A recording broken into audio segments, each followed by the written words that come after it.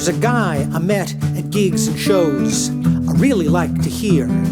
I'd see him every couple weeks over the span of several years. He's a damn fine musician, many folks would say, and while I'd agree completely, I knew him in a different way.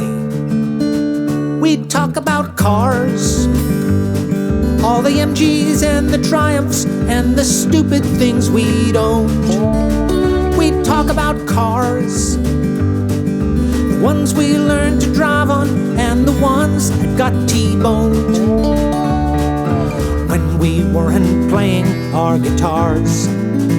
We'd talk about cars. He'd drive to gigs in his Porsche, I'd take my BMW.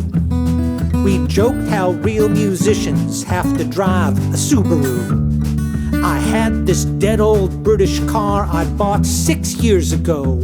He'd ask, what's the latest with the Lotus? And I'd shake my head and say, you know. And we'd talk about cars, the swagger of a Jaguar, the panache of an old Cord. We'd talk about cars, how to balance out your passion with what you can afford. The appeal of patina and old scars. We'd talk about cars. He once told me a story I'll remember till I die.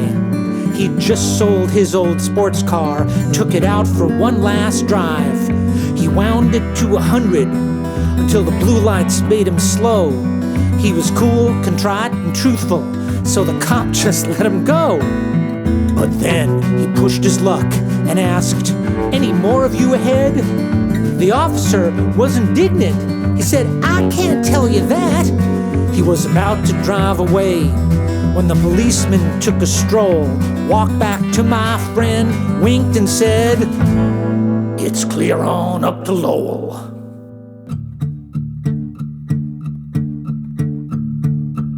I finally got the Lotus running on a beautiful spring day.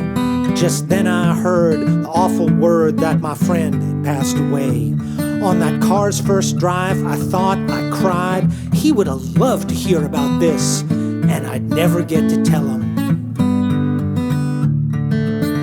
We'd talk about cars, the places that they took us, the adventures on the way.